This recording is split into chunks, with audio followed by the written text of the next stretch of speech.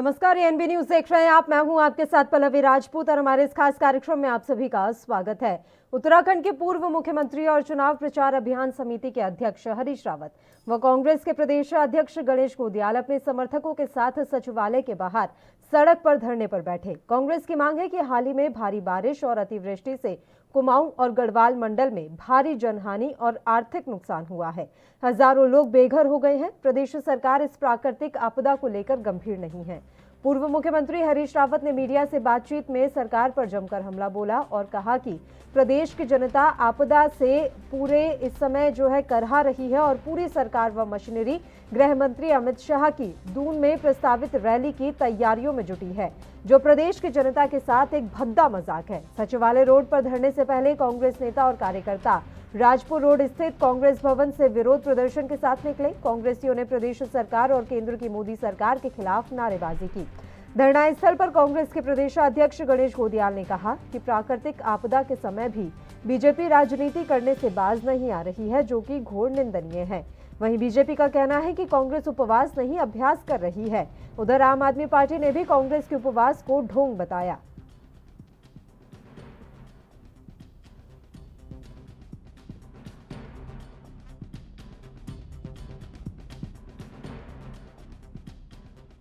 जिस तरीके से आपदा प्रबंधन में लापरवाही बरती है और आज भी पूरी मदद नहीं पता नहीं क्यों भाग गया। चलो ठीक है, कोई नहीं। सारे राज्य के अंदर आपदा इस आपदा को नहीं संभाल पाए तो इससे क्या उम्मीद की जा सकती है। तो हमने तब तय किया था कि दबाव डालने के लिए सरकार पर कि आप नहीं करोगे तो 28 तारीख को पास करते हैं। पीछे हो जाओ ना यार, तुम पीछे हो जाओ, तुमको क्या कुछ करना है। ठीक तरीके से सब व्यवसाय नहीं होंगे, उसके बाद हम तय करेंगे कि आगे क्या एक्शन। उपवास कर रही है, वो उपवास नहीं है। कांग्रेस 2022 के लिए अभ्यास कर रही है, क्योंकि कांग्रेस निश्चित रूप से जानती है कि अब उनको इस उपवास की, धरने प्रदर्शन की, घेराव की अगले 5 साल तक उनको यही करना है। तो निश्चित रूप से अब वो अभ्यास कर रही है इस बात का। जिस प्रकार भारतीय जनता पार्टी के कार्यकर्ताओं ने, भारतीय जनता पार्टी के संगठन ने, सरकार ने जिस प्रकार आपदा को संभाला है, अगर उनके साथ विपक्ष के रूप में ही सही, अगर कांग्रेस इस समय दलगत राजनीति से ऊपर उठ करके जितना समय इन उपवास में और इस बयानबाजी में लगा रही है, अगर उसका 10% भी आपदाग्रस्त क्षेत्रों में जाकर के लगाती तो मैं समझता हूं कि जो आपदाग्रस्त क्षेत्र है उसमें और लोगों का सहयोग कांग्रेस कर पाती।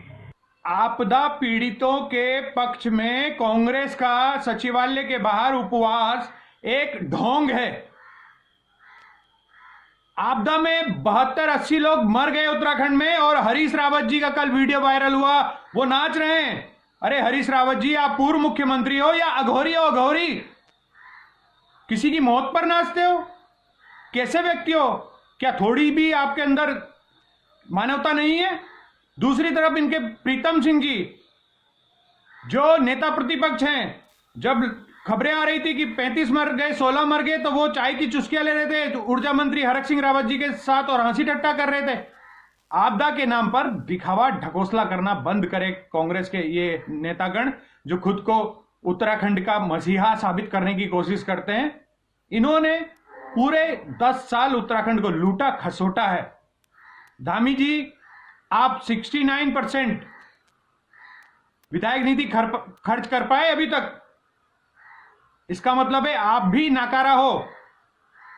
तुरंत आपदा पीड़ितों की सहायता कीजिए। 4 लाख रुपए मुआवजे से कुछ नहीं होता, उन्हें कम से कम 10 लाख रुपए मुआवजा तुरंत दिया जाना। तो आज पूर्व मुख्यमंत्री हरीश रावत समेत तमाम कांग्रेसी धरने पर बैठ गए हैं। बताया जा रहा है कि आपदा में प्रभावितों को मदद पहुंचाने की मांग को लेकर कांग्रेसियों के द्वारा आज ये धरना प्रदर्शन किया गया है। जैसा कि जानकारी मिल रही है, सचिवालय के सामने आज तमाम कांग्रेसियों ने धरना प्रदर्शन किया भारतीय जनता पार्टी का। लेकिन इस दौरान ये कहना रहा कि बीजेपी जो है इस समय अच्छा कार्य कर रही है। साथ ही उनका ये भी कहना है कि कांग्रेस का ये उपवास नहीं है, बल्कि अभ्यास है और इसके पीछे का तर्क ये दिया कि उन्हें पता है कि आने वाले समय में उनकी सरकार नहीं आनी है और उन्हें फिर से अगले 5 साल सिर्फ धरना प्रदर्शन ही करना है, इसलिए अभी से उनके द्वारा इसका अभ्यास किया जा रहा है। धरने पर बैठे पूर्व मुख्यमंत्री हरीश रावत के साथ इस दौरान गणेश गोदियाल और उनके अलावा कई तमाम कांग्रेसी नेता मौजूद रहे और मांग ये की गई कि सरकार जल्द से जल्द आपदा प्रभावितों को राहत पहुंचाए।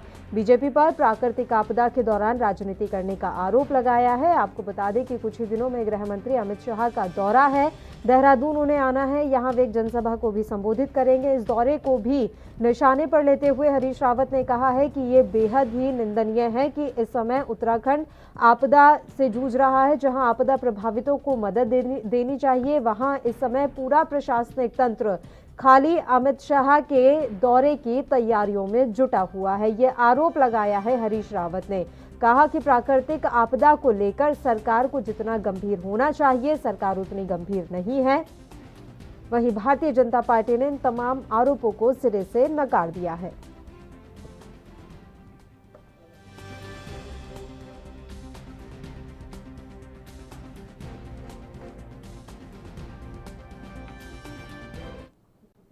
और इस मसले पर अब चर्चा की शुरुआत कर लेते हैं। 2 मेहमान इस समय हमारे साथ जुड़ गए हैं। मेहमानों से आपका परिचय करवा देते हैं। संगीता शर्मा जी इस समय हमारे साथ जुड़ी हुई हैं आम आदमी पार्टी से। इनके अलावा राजीव महेश्वरी जी इस समय हमारे साथ जुड़ गए हैं, जो कि कांग्रेस पार्टी के मीडिया प्रभारी हैं। दोनों ही मेहमानों का स्वागत है ANB न्यूज पर। राजीव जी, शुरुआत आपके साथ ही कर लेते हैं। आपदा प्रभावितों को मदद न देने का आरोप लगातार कांग्रेस पार्टी लगा रही है, जबकि हमने आज ही तस्वीर देखी थी कि अरविंद पांडे ने खुद आपदा प्रभावितों के बीच में जाकर उन्हें सहायता के लिए चेक वितरित किए हैं। राजीव जी, हेलो, आवाज मिल रही है राजीव जी आपको? बताइए आप। नमस्कार, आवाज तो मिली है, दोबारा क्वेश्चन करिएगा।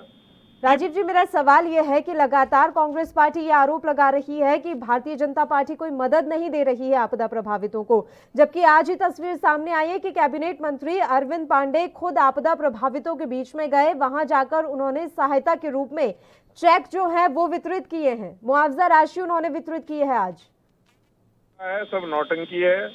ये सिर्फ कांग्रेस पार्टी ने ऐलान किया था कि अगर 5 दिन के अंदर ये व्यवस्था नहीं करेंगे तो हम इनके खिलाफ आंदोलन करेंगे। हम लोगों धरना प्रदर्शन आज उत्तराखंड के सचिवालय पर हमने धरना और प्रदर्शन प्रदेश कांग्रेस कमेटी के माध्यम से किया है और हमारे तमाम वरिष्ठ नेता, उसमें हरीश रावत जी, हमारे पूर्व मुख्यमंत्री हरीश रावत जी, हमारे प्रदेश अध्यक्ष गणेश गोदियाल जी, उनके नेतृत्व में बहुत बड़ा जो है विशाल धरना और उपवास का कार्यक्रम हमने रखा था, जो सफलतापूर्वक हमने किया। और सरकार कहीं ना कहीं डरी हुई है कांग्रेस पार्टी के इस ऐलान से। तो हो सकता है कि उन्होंने कोई हल्की फुल्की नौटंकी कहीं पर अरविंद पांडे जी ने की हो, इसमें कहीं कोई शुबा नहीं। आपके उपवास को भी वो उपवास कहाँ बता रहे हैं? वो तो ये कह रहे हैं कि आप अभ्यास कर रहे हैं, क्योंकि आप लोगों को पता है कि अगले 5 साल फिर आपको बस धरना प्रदर्शन ही करने हैं, सरकार में तो आप आने से रहे, इसलिए अभी से अभ्यास कर रही है कांग्रेस पार्टी। वो उन्हें जनता बताएगी, वो जनता बताएगी उन्हें, वो उनको उसका जवाब उन्हें जनता देगी। उसका जवाब हम नहीं देंगे, उसका जवाब हम तो बाद में है, पहले उन्हें जनता देगी। उत्तराखंड की जो त्रासदी हुई है, जो इस टाइम आपदा आई है, 3 दिनों के अंदर जो इस प्रदेश की हालत बनी है, उस हालत को देखते हुए भारतीय जनता पार्टी की सरकार, कोई बच्चा भी देखकर कह सकता है कि पूरी तरीके से फेल है। भारतीय जनता पार्टी ने उन्हें 1 रुपए की किसी को आज तक मदद नहीं करी है, 1 पैसे की मदद नहीं करी है। हजारों करोड़ रुपए का नुकसान जो है कांग्रेस पार्टी, हजारों करोड़ रुपए का नुकसान आपदा प्रभावितों को हुआ है और उसमें उसकी कोई भरपाई का कोई भी जो है उन लोगों ने प्रयास नहीं किया है। भारतीय जनता पार्टी की सरकार के लोगों ने इसका जवाब उन्हें जनता आने वाले विधानसभा चुनाव में भी देगी। संगीता जी, आपका रिएक्शन? आज कांग्रेस पार्टी ने धरना प्रदर्शन किया, उपवास पर रहे कांग्रेस के नेता और मांग बस एक ही थी कि आपदा प्रभावितों को राहत पहुंचाई जाए। देखिए, कांग्रेस और बीजेपी आज तक 2 ही यहाँ रहे हैं और दोनों एक दूसरे के पूरक हैं, एक साथ मिले हुए हैं। यहाँ बात आई आपदा की, भीषण आपदा आई 17, 18, 19 को और बहुत नुकसान हुआ, लोगों के जान माल खेती का बहुत नुकसान हुआ। ऐसे समय में आज जब ये कांग्रेस वाले बोल रहे हैं कि हम उसमें बैठेंगे उपवास में, और आज ये बैठे कि हमसे बीजेपी डर रही है, तो भाई आज आपको विपक्ष की याद आ विपक्ष की याद आ रही है, या आज आप बैठ रहे हैं, या अपनी आपदा में राजनीति चमकाना चाह रहे हैं? ये भी एक बहुत बड़ा सवाल है। और जिस समय जब आम आदमी पार्टी उत्तराखंड में आई है तब से ये थोड़े भयभीत हो चुके हैं, तो अब ये अपने आप को दिखाने का प्रयास कर रहे हैं, क्योंकि पिछली बार इनको नकार दिया गया था, इनके 11 विधायक यहाँ हैं। तो अब इन्हें लग रहा है कि कांग्रेस और बीजेपी के पास अरे मैडम तीसरा विकल्प के रूप में आम आदमी पार्टी आगे खड़ी हो गई है, तो अब ये उपवास का घोल कर रहे हैं। इस प्रदेश में आपका कोई एक हमारे विधायक नहीं है, तो आज तीसरे विकल्प के रूप में हम आकर के खड़े हुए हैं और जनता ये देख रही है कि हम तीसरे विकल्प के रूप में यहाँ हैं। हमारे अगर आज और इस बार जनता बीजेपी और कांग्रेस को समझ चुकी है। एक एक करके बात करेंगे, एक एक करके बात करेंगे, दोनों से रिक्वेस्ट है, एक एक करके बात करेंगे। लोग ही दूसरी पार्टी में मंत्री पद ग्रहण कर लेते हैं, तो ये वही कुछ चुने हुए लोग हैं जो यहाँ फिर आकर के कांग्रेस में जाते हैं और फिर कहते हैं कि 5 साल काम नहीं करने दिया। तो आज तक इन दोनों ने ही यहाँ सरकार चलाई है। जब पहले से रेड अलर्ट का पता था तो बीजेपी ने कुछ क्यों नहीं किया? जब पता चल चुका था तो जो भी हमारे ऐसे इलाके थे जहाँ पे आपदा से ज्यादा नुकसान होने की आशंका थी, वहाँ से इन्होंने एक युद्ध स्तर पे काम करके लोगों को बचाने का, लोगों को वहाँ से हटाने का नहीं है। सुनिए संगीता जी, कांग्रेस पार्टी के पास कम से कम ये बताने के लिए तो है कि देखिए आप लोगों की मदद करे सरकार, इसके लिए हम धरने पर बैठे हैं, हम सड़क पर हैं। आम आदमी पार्टी किस तरीके से लोगों की मदद कर रही है, या सरकार पर दबाव बनाने के लिए आम आदमी पार्टी की तरफ से क्या प्रयास किए जा रहे हैं? संगीता जी, आम आदमी पार्टी ने भी मांग की है कि उत्तराखंड में जिन किसानों का नुकसान हुआ है उनको 50,000 रुपए प्रति हेक्टेयर झूठा प्रचार दिया जाए भाजपा सरकार के द्वारा, और जो भी लोगों का नुकसान हुआ है उसके लिए निश्चित राशि की घोषणा की जाए और दी जाए। झूठे प्रचार का काम किया जा रहा है। चलिए एक मिनट रुकिएगा संगीता जी, एक मिनट रुकिएगा संगीता जी। राजीव जी, आप यही बता दीजिए, आप जो लगातार ये बात कह रहे हैं कि ये झूठा प्रचार कर रहे हैं, इनके कौन से विधायक है? दिल्ली में भी कहीं ना कहीं से शुरुआत ही की थी ना आम आदमी पार्टी ने, और शुरुआत की तो उसका नतीजा ये रहा कि आप तो बिल्कुल ही क्लीन स्वीप हो गए। वहां पर कौन रहा आपका दिल्ली में? अब वही शुरुआत वो उत्तराखंड में करने जा रहे हैं। त्रिकोणीय मुकाबला बनाने की कोशिश तो की ही जा रही है ना उनकी तरफ से। परिप्रेक्ष्य में बात कर रहे हैं आप, उत्तराखंड के बारे में बात करिए। वो दिल्ली का मॉडल लेकर ही आ रहे हैं उत्तराखंड में, वो दिल्ली का ही मॉडल लेकर आ रहे हैं उत्तराखंड में, इसलिए मैं उनके परिप्रेक्ष्य में बात कर रही हूँ। आप जो इस तरह का कमेंट कर रहे हैं तो इस बात का भी तो जवाब देना पड़ेगा। कांग्रेस का नामो निशान मिटा दिया, वही उत्तराखंड में भी होगा। शून्य रहेगा, इनका आधार शून्य है और शून्य रहेगा, इनका ना कोई ये जनता बताएगी 2022 के चुनाव में कि किसका आधार शून्य है। हम भी देखेंगे जनता के साथ। दिल्ली में भी यही कहा गया था। 15 सालों के बाद शीला दीक्षित जी की सरकार थी और दिल्ली में भी इनको यही काम था कि नहीं भाई आम आदमी पार्टी का खाता भी नहीं खुलेगा, और आज ये देख रहे हैं कि वहाँ आम आदमी पार्टी किस तरीके से काम कर रही है और कितनी सीटें लेकर के वहाँ पर है। सपने आपके कभी पूरे नहीं होंगे। ये मुंगेरीलाल के हसीन सपने दिल्ली में भी आपको लगा होगा कि ये मुंगेरीलाल के हसीन सपने हैं, लेकिन ये कितने सच हुए? क्योंकि जनता उत्तराखंड की बहुत समझदार है। पहले उसके पास एक तीसरा विकल्प नहीं था, और आज जनता के पास एक तीसरा विकल्प है आम आदमी पार्टी के रूप में, जिसे जनता देख रही है, जो काम की बात करते हैं, काम की राजनीति करना जानते हैं। उत्तराखंड में जीरो है और किस तरह से भ्रष्टाचार और इन सब में लिप्त होकर के उत्तराखंड को लूटना नहीं जानते हैं। जब चुनाव के बाद अगर कोई एक आधा विधायक लाएंगे तो बताइएगा, तब देखेंगे, अभी मत बोलिएगा। अभी आप कोई शांत करने के लिए कहूंगी, दोनों को ही चुप कहूंगी। अभी एक मिनट रुक जाइए, एक और मेहमान, और प्लीज एक एक करके बात करेंगे। एक साथ दोनों बोलते हैं, दोनों की आवाज क्लियर नहीं आती है, तो एक एक करके बात कर लेते हैं। समय एक और मेहमान हमारे साथ जुड़ गई है, मोनिका गुप्ता जी, जो कि भारतीय जनता पार्टी से पक्ष रखेंगी।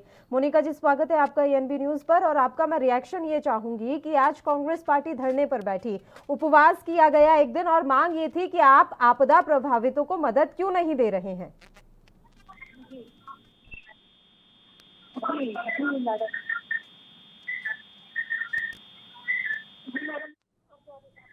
हाँ, आवाज आ रही है, बताइए मोनिका जी। मैं उपवास नहीं बोलूंगी हरीश रावत जी, आज जो आपका उपवास रखना है, मुझे लग रहा है जनता का उपहास कर रहे हैं। और इनकी पिछली सरकार का अगर आप काम उठा के देख लें तो आपको समझ में आएगा कि जनता के साथ उपहास ही करते हैं। ये उपवास नहीं, उनका उपहास है, जनता का उपहास कर रहे हैं। भाई आप देखिए ना, इनके नाम पे घोटाले आपको अगर गिनाने होंगे ना तो जमीन का घोटाला 1000 करोड़, यही सब सीएम थे ना, जमीन का घोटाला 1000 करोड़, अनेक के घोटाले में लिप्त रही। फिर इन्होंने देखी उसके बाद इनका अगर आप आगे का कार्यक्रम देखेंगे तो इन्होंने जो उत्तराखंड जेल ढूंढी है वहाँ पर आपका ही नीतियां बने थे, अपने ही नाम से इन्होंने प्रयास चलाया। अभी थोड़ा लेट जुड़ी हैं, उससे पहले मैंने राजीव जी से सवाल किया था कि आज अरविंद पांडे ने चेक राशि वितरित की है, सहायता राशि लोगों तक पहुंचाई है, तो उनका ये कहना था कि कांग्रेस पार्टी के प्रदर्शन से डर के कारण अब आप इस तरह के कदम उठा रहे हैं और वो भी सिर्फ ढोंग है, किसी तरह की कोई सहायता आप दे नहीं रहे हैं, बस ढोंग रच रहे हैं। यहाँ मैं इनको यही करना चाहूंगी, भारतीय जनता पार्टी कार्यकर्ताओं के द्वारा बनी कार्यकर्ताओं को लिए तो खत्म कार्यकर्ताओं से जुड़ी हुई पार्टी है, जहाँ पे सभी का जाता है और जहाँ हम देखते हैं जनता में जहाँ जहाँ जिस चीज की जरूरत है हमारे मुख्यमंत्री प्रत्येक हमारे जितने भी मंत्री हैं सभी राहत कार्य में लगे हुए हैं। यहाँ तक कि हमारे संगठन में भी हमें कार्य वितरण दिए गए हैं अपने अपने जहाँ जहाँ लोगों की जरूरत है। कहीं नहीं दिखाई कांग्रेस के कोई भी कार्य था, इनका नहीं दिखाई दे। सिर्फ ये लोग फोटो की कम राजनीति करने जा रहे हैं, जहाँ जा रहे हैं वहाँ सिर्फ 4 फोटो खिंचाते हैं और चले आते हैं। हमने तो नहीं देखा कि इनके संगठन से कहीं लोगों को कोई सहायता दी गई हो, इनके कार्यकर्ताओं द्वारा कोई सहायता कार्य चल रहे हो।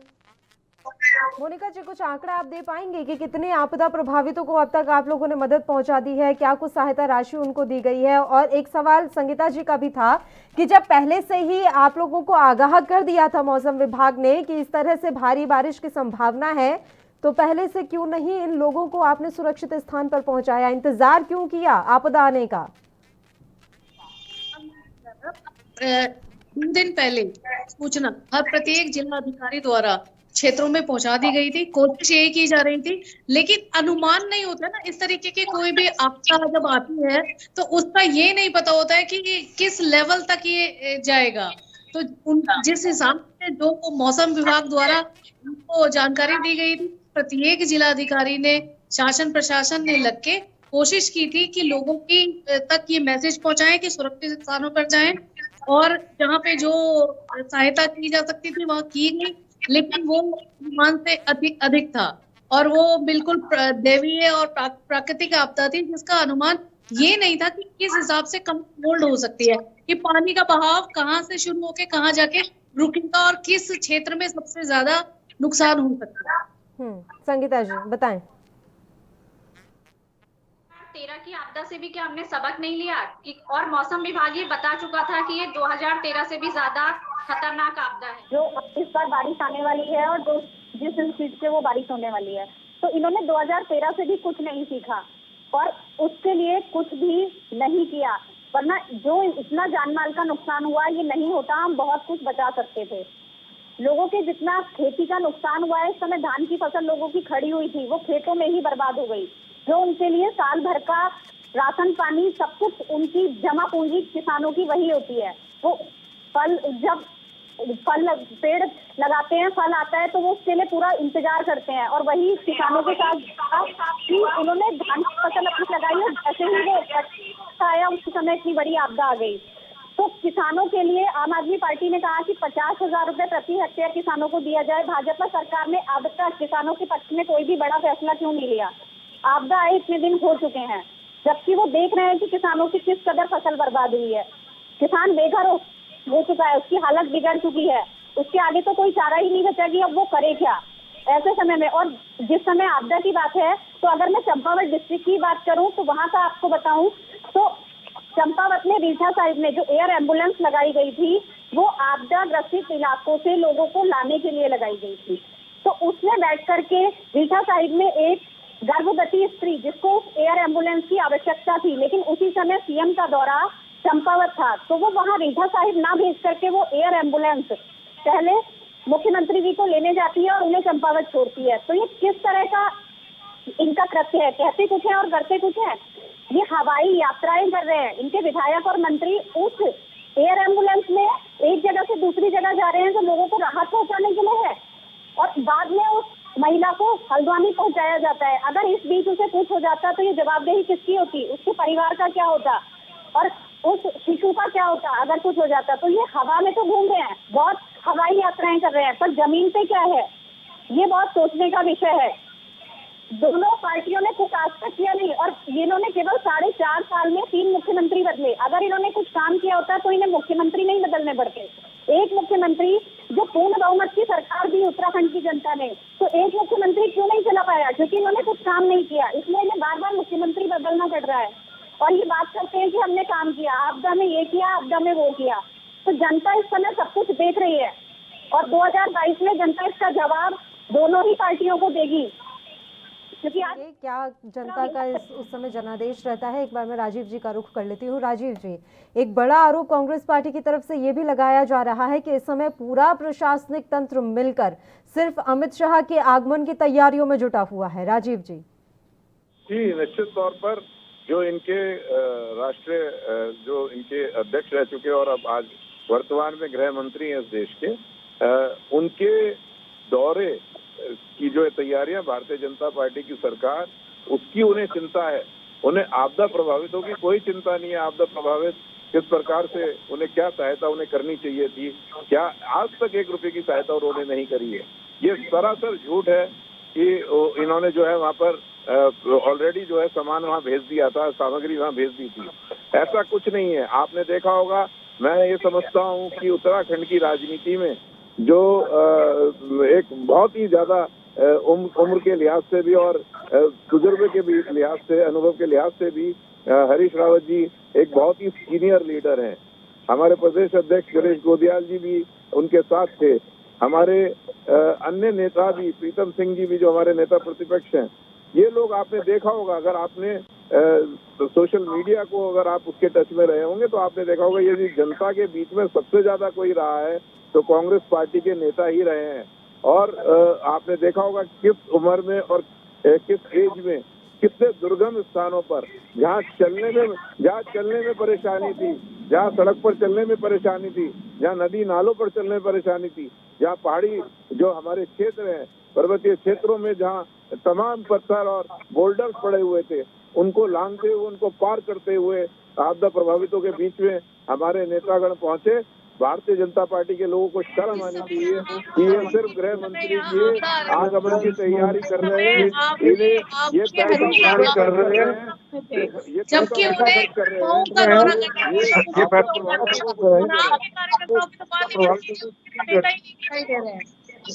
हेलो जी, देखिए पहली बात तो एक बार उनकी बात कंप्लीट हो जाने दीजिए और दूसरी बात ये है कि वो लगातार ये बात भी तो कह रहे हैं, आप इस बात का भी तो जस्टिफिकेशन दीजिए कि वाकई में इस समय अमित शाह के आगमन की तैयारियों में सब लोग जुटे हैं या नहीं जुटे हैं। अभी जब सबको मदद पहुंचाने का समय है, पुनर्वास का समय है, तब हम अमित शाह के दौरे की तैयारी कर रहे हैं।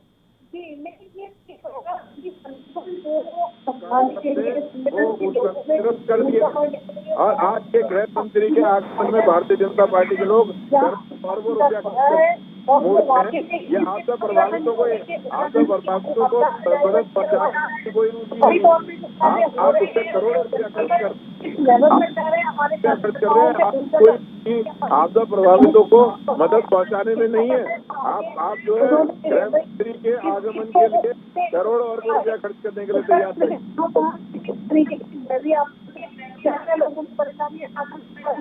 अभी आप मोनिका जी ये बात कंफर्म कह सकती हैं कि जितनी सहायता राशि या जितनी मुआवजा राशि का ऐलान किया गया था वो सारी की सारी आपदा प्रभावितों को दे दी गई है?